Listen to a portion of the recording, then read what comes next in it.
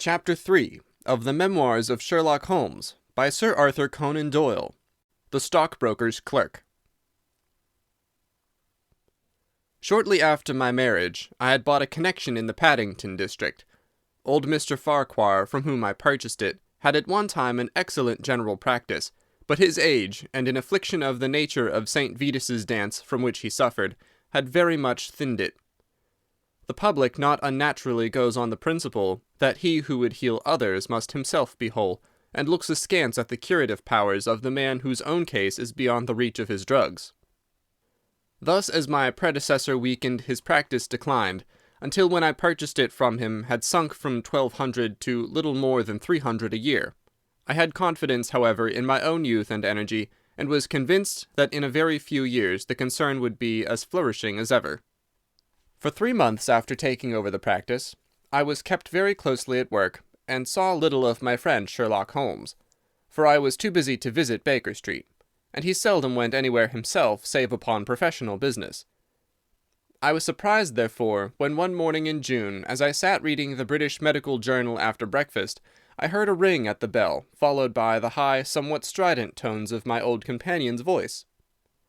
"Ah, my dear Watson," said he, striding into the room, "I'm very delighted to see you. I trust that Mrs. Watson has entirely recovered from all the little excitements connected with our adventure of the Sign of 4. "Thank you, we are both very well," said I, shaking him warmly by the hand. "And I hope also," he continued, sitting down in the rocking-chair, "that the cares of medical practice have not entirely obliterated the interest which you used to take in our little deductive problems." "On the contrary," I answered. "It was only last night that I was looking over my old notes and classifying some of our past results." "I trust that you don't consider your collection closed."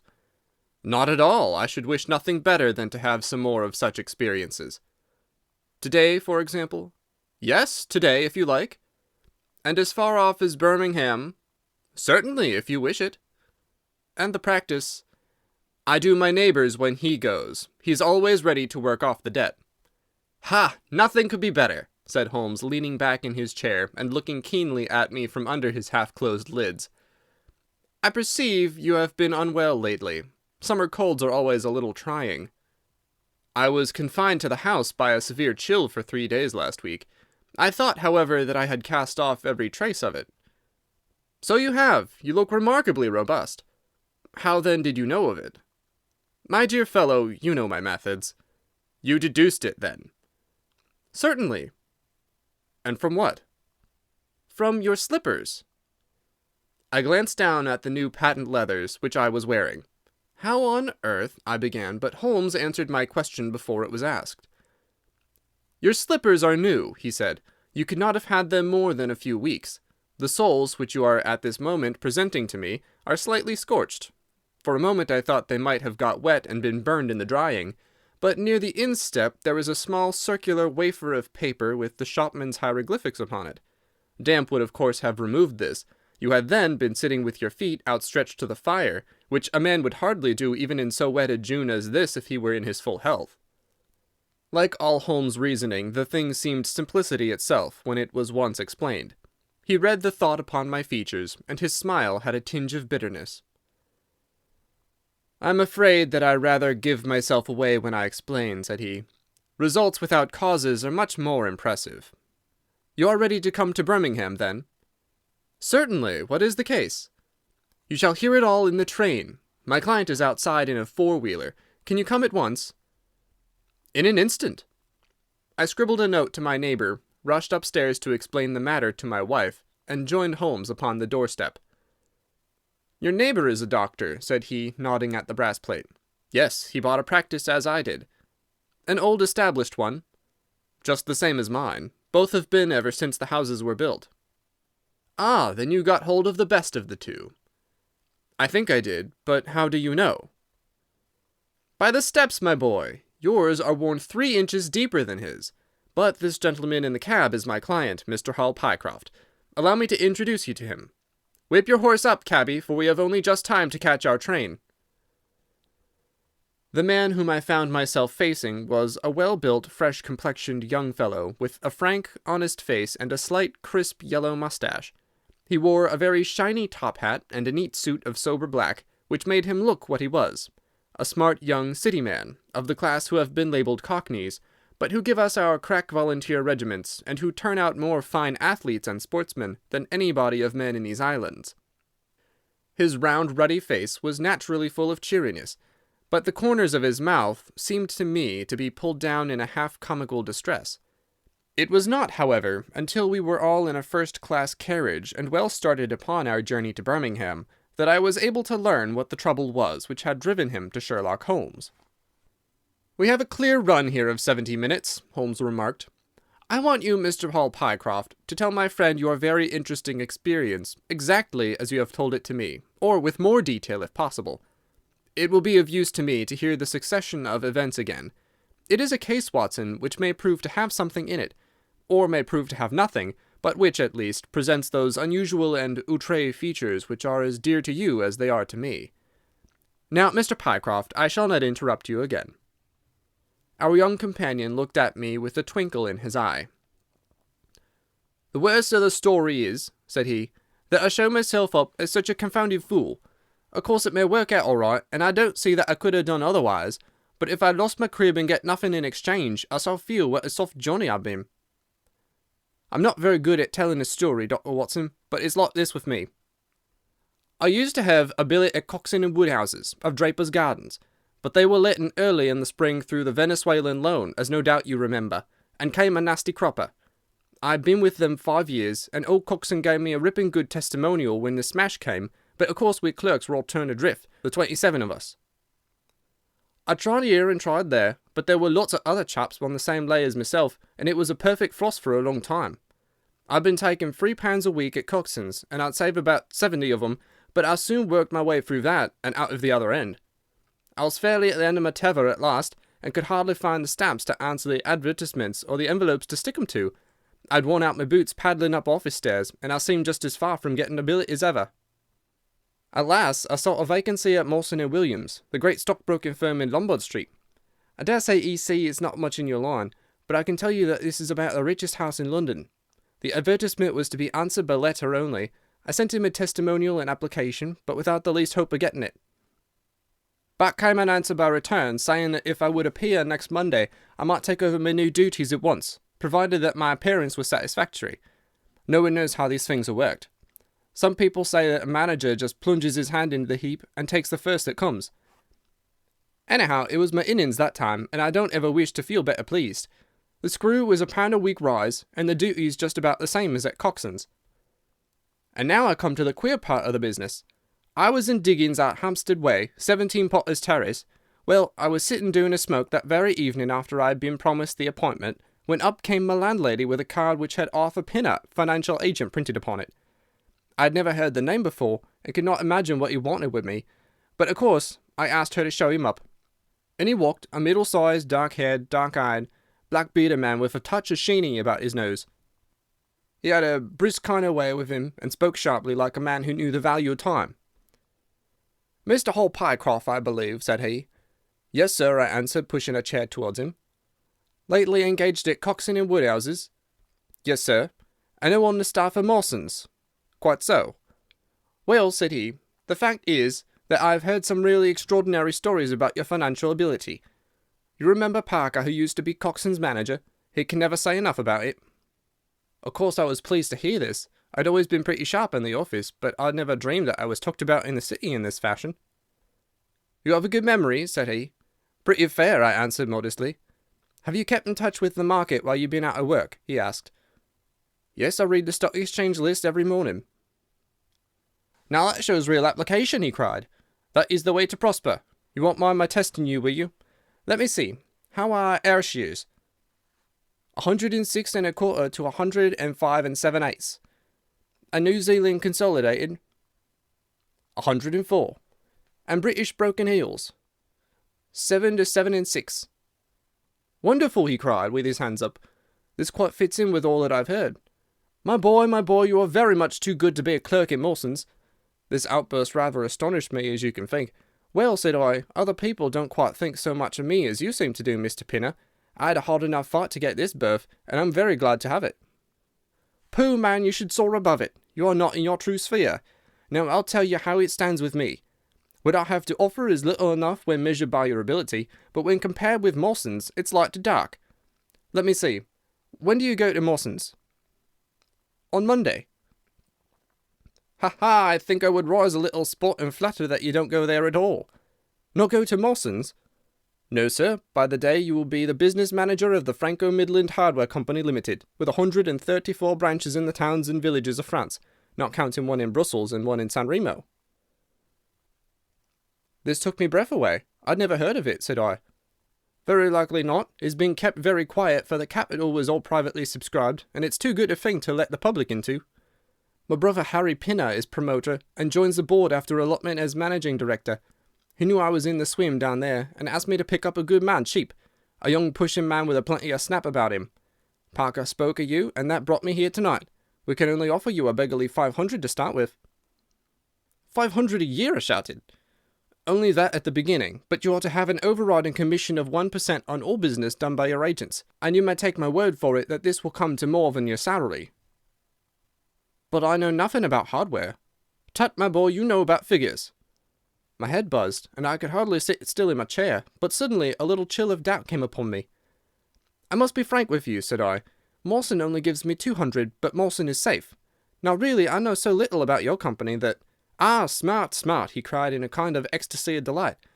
You're the very man for us. You're not to be talked over, and quite right, too. Now here's a note for £100, and if you think that we can do business, you may slip it in your pocket as an advance upon your salary. That is very handsome, said I. When should I take over my new duties? Be in Birmingham tomorrow at 1, said he. I've a note in my pocket here which you will take to my brother. You will find him at 126B Corporation Street, where the temporary offices of the company are situated. Of course, he must confirm your engagement, but between ourselves it will be all right. Really, I hardly know how to express my gratitude, Mr. Pinner, said I. Not at all, my boy. You have only got your deserts. There are one or two small things, mere formalities, which I must arrange with you. You have a bit of paper beside you there. Kindly write upon it, I am perfectly willing to act as business manager to the Franco-Midland Hardware Company Limited at a minimum salary of £500. I did as he asked, and he put the paper in his pocket.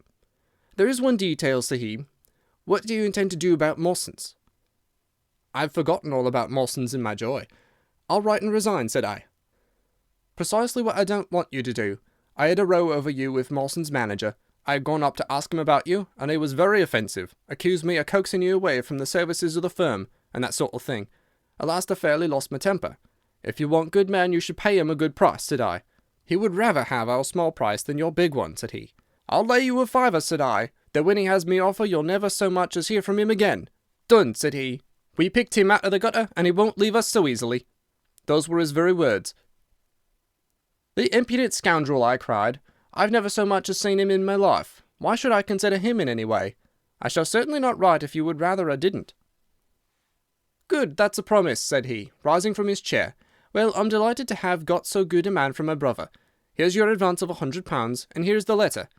Make a note to the address, 126B, Corporation Street, and remember that 1 o'clock tomorrow is your appointment. Good night, and may you have all the fortune that you deserve.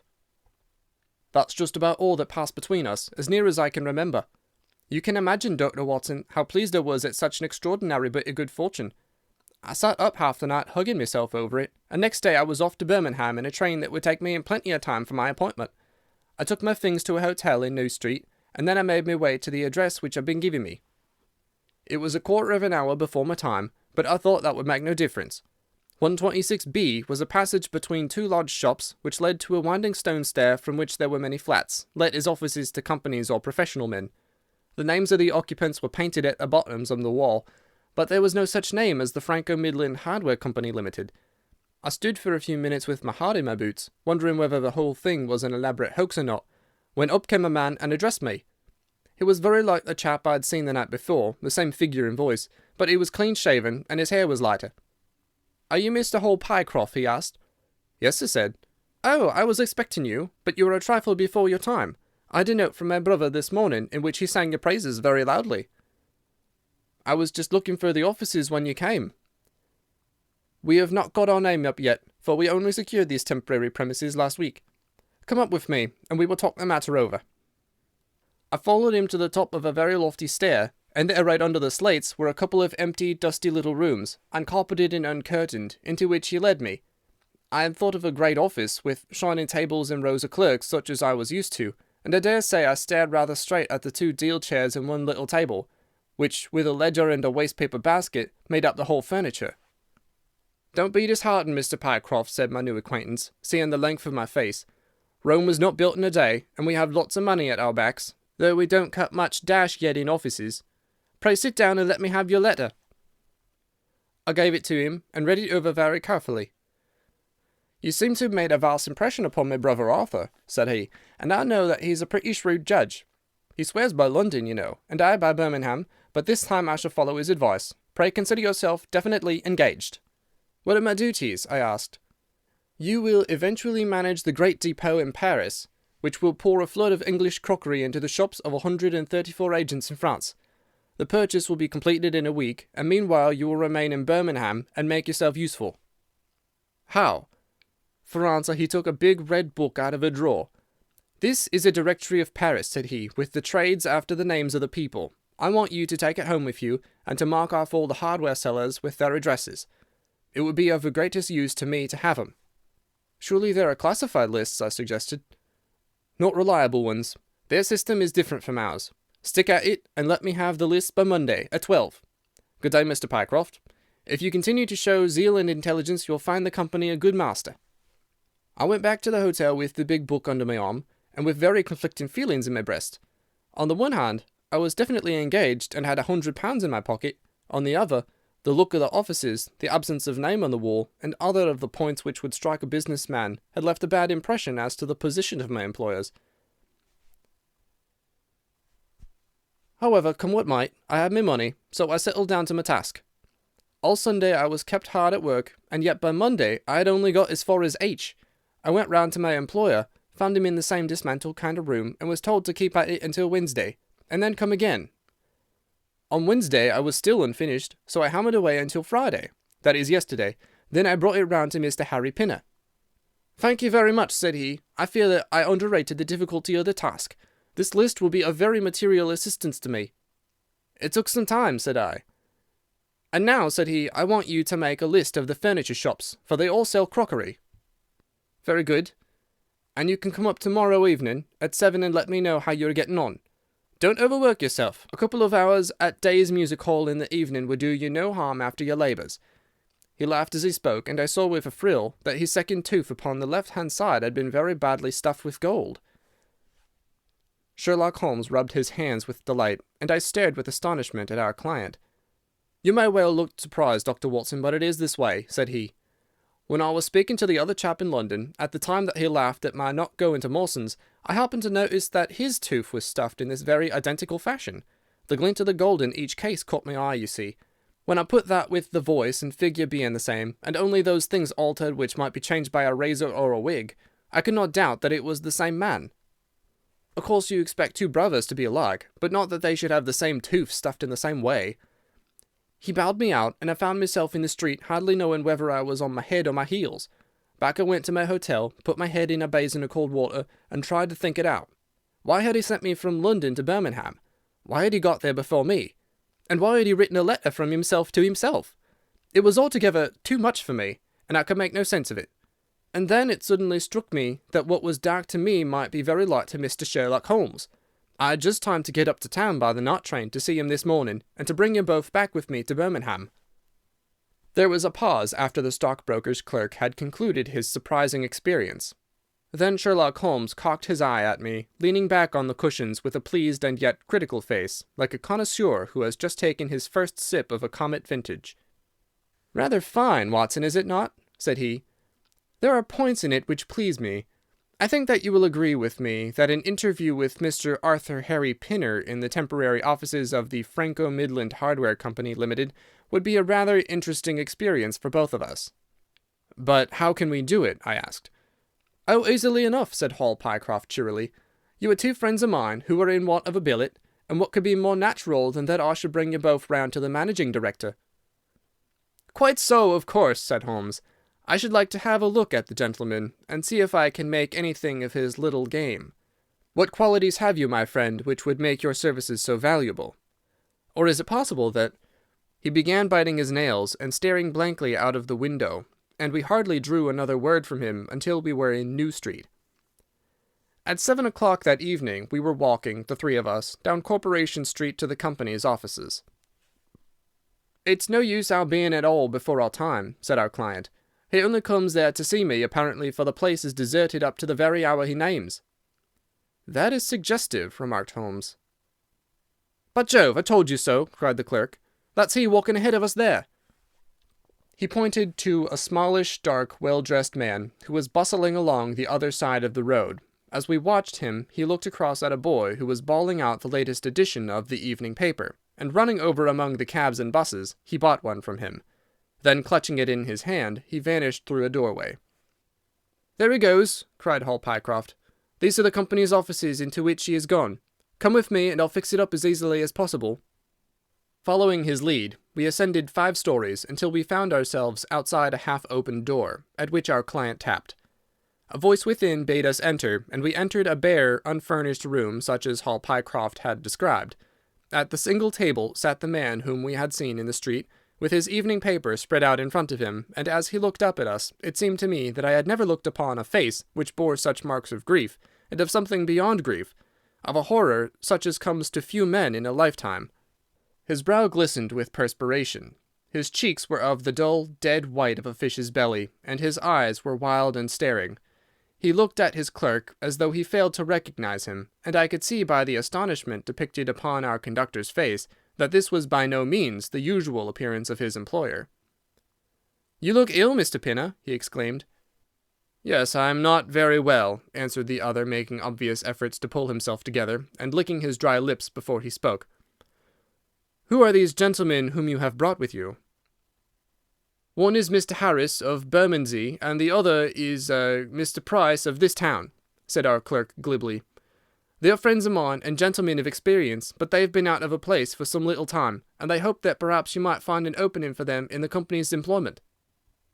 Very possibly," cried Mr. Pinner with a ghastly smile. "Yes, I have no doubt that we shall be able to do something for you. What is your particular line, Mr. Harris?" "I'm an accountant," said Holmes. "Ah, yes, we shall want something of the sort. And you, Mr. Price?" "A clerk," said I. "I have every hope that the company may accommodate you. I will let you know about it as soon as we come to any conclusion. And now I beg that you will go. For God's sake, leave me to myself!" These last words were shot out of him, as though the constraint which he was evidently setting upon himself had suddenly and utterly burst asunder. Holmes and I glanced at each other, and Hall Pycroft took a step towards the table. "You forget, Mr. Pinner, that I'm here by appointment to receive some directions from you," said he. "Certainly, Mr. Pycroft, certainly," the other resumed in a calmer tone. "You may wait here a moment, and there is no reason why your friends should not wait with you. I will be entirely at your service in 3 minutes, if I might trespass upon your patience so far." He rose with a very courteous air, and bowing to us, he passed out through a door at the farther end of the room, which he closed behind him. "What now?" whispered Holmes. "Is he giving us the slip?" "Impossible," answered Pycroft. "Why so?" "That door leads into an inner room." "There is no exit?" "None." "Is it furnished?" "It was empty yesterday." "Then what on earth can he be doing? There is something which I don't understand in this manner. If ever a man was 3 parts mad with terror, that man's name is Pinner. What can have put the shivers on him?" "He suspects that we are detectives," I suggested. "That's it," cried Pycroft. Holmes shook his head. "He did not turn pale. He was pale when we entered the room," said he. "It is just possible that—" His words were interrupted by a sharp rat-tat from the direction of the inner door. "What the deuce is he knocking at his own door for?" cried the clerk. Again, and much louder, came the rat-tat-tat. We all gazed expectantly at the closed door. Glancing at Holmes, I saw his face turn rigid, and he leaned forward in intense excitement. Then suddenly came a low guggling, gargling sound, and a brisk drumming upon woodwork. Holmes sprang frantically across the room, and pushed at the door. It was fastened on the inner side. Following his example, we threw ourselves upon it with all our weight. One hinge snapped, then the other, and down came the door with a crash. Rushing over it, we found ourselves in the inner room. It was empty. But it was only for a moment that we were at fault. At one corner, the corner nearest the room which we had left, there was a second door. Holmes sprang to it and pulled it open. A coat and waistcoat were lying on the floor, and from a hook behind the door, with his own braces round his neck, was hanging the managing director of the Franco-Midland Hardware Company. His knees were drawn up, his head hung at a dreadful angle to his body, and the clatter of his heels against the door made the noise which had broken in upon our conversation. In an instant I had caught him around the waist, and held him up while Holmes and Pycroft untied the elastic bands, which had disappeared between the livid creases of skin. Then we carried him into the other room, where he lay with a clay-coloured face, puffing his purple lips in and out with every breath, a dreadful wreck of all that he had been but 5 minutes before. "What do you think of him, Watson?" asked Holmes. I stooped over him and examined him. His pulse was feeble and intermittent, but his breathing grew longer, and there was a little shivering of his eyelids, which showed a thin white slit of ball beneath. "It has been touch and go with him," said I, "but he'll live now. Just open that window and hand me the water carafe." I undid his collar, poured the cold water over his face, and raised and sank his arms until he drew a long, natural breath. "It's only a question of time now," said I, as I turned away from him. Holmes stood by the table, with his hands deep in his trousers pockets and his chin upon his breast. "I suppose we ought to call the police in now," said he, "and yet I confess that I'd like to give them a complete case when they come." "It's a blessed mystery to me," cried Pycroft, scratching his head. "Whatever they wanted to bring me all the way up here for, and then—" "Pooh, all that is clear enough," said Holmes impatiently. "It is this last sudden move. You understand the rest, then?" "I think that it is fairly obvious. What do you say, Watson?" I shrugged my shoulders. "I must confess that I am out of my depths," said I. "Oh, surely, if you consider the events at first, they can only point to one conclusion." "What do you make of them?" "Well, the whole thing hinges upon 2 points. The first is the making of Pycroft write a declaration by which he entered the service of this preposterous company. Do you not see how very suggestive that is?" "I am afraid I miss the point." "Well, why did they want him to do it? Not as a business matter, for these arrangements are usually verbal, and there was no earthly business reason why this should be an exception. Don't you see, my young friend, that they were very anxious to obtain a specimen of your handwriting, and had no other way of doing it?" "And why?" "Quite so. Why? When we answered that, we have made some progress with our little problem. Why? There can be only one adequate reason. Someone wanted to learn to imitate your writing, and had to procure a specimen of it first. And now, if we pass on to the second point, we find that each throws light upon the other. That point is the request made by Pinner that you should not resign your place, but should leave the manager of this important business in the full expectation that a Mr. Hall Pycroft, whom he had never seen, was about to enter the office upon the Monday morning." "My God!" cried our client, "what a blind beetle I've been!" "Now you see the point about the handwriting. Suppose that someone turned up in your place who wrote a completely different hand from that in which you had applied for the vacancy. Of course, the game would have been up. But in the interval the rogue had learned to imitate you, and his position was therefore secure, and I presume that nobody in the office has ever set eyes upon you." "Not a soul," groaned Hall Pycroft. "Very good. Of course it was of the utmost importance to prevent you from thinking better of it, and also to keep you from coming into contact with anyone who might tell you that your double was at work in Mawson's office. Therefore they gave you a handsome advance on your salary, and ran you off to the Midlands, where they gave you enough work to do to prevent your going to London, where you might have burst their little game up. That is all plain enough." "But why should this man pretend to be his own brother?" "Well, that is pretty clear also. There are evidently only 2 of them in it. The other is impersonating you at the office. This one acted as your engager, and then found that he could not find you an employer without admitting a third person into his plot.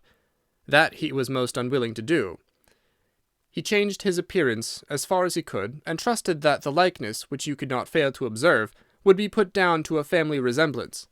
But for the happy chance of the gold stuffing, your suspicions would probably never have been aroused." Hall Pycroft shook his clenched hands in the air.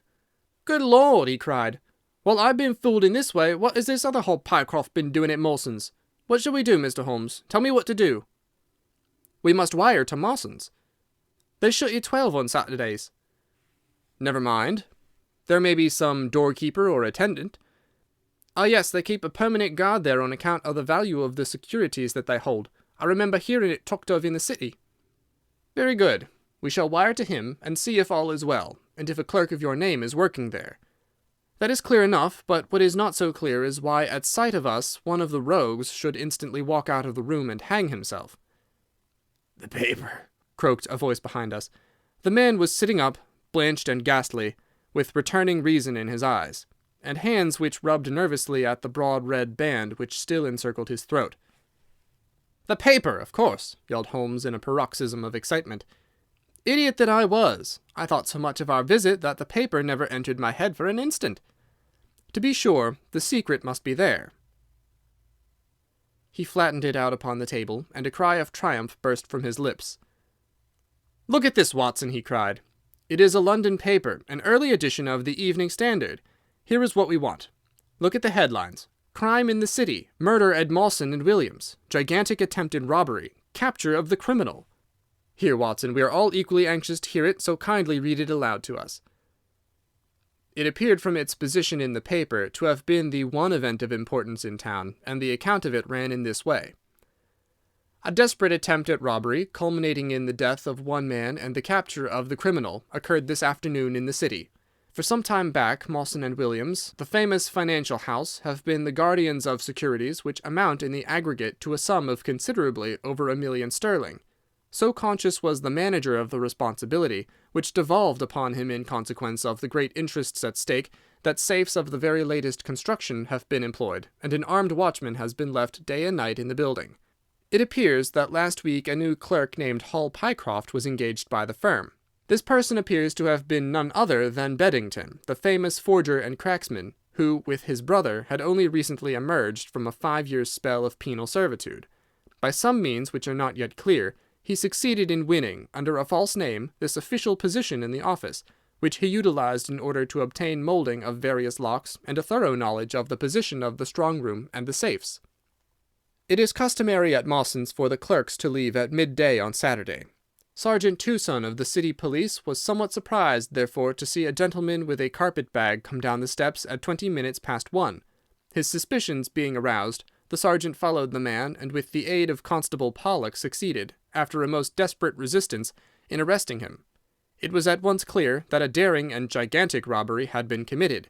Nearly £100,000 worth of American railway bonds, with a large amount of scrip in mines and other companies, was discovered in the bag. On examining the premises, the body of the unfortunate watchman was found doubled up and thrust into the largest of the safes, where it would not have been discovered until Monday morning had it not been for the prompt action of Sergeant Tucson. The man's skull had been shattered by a blow from a poker delivered from behind.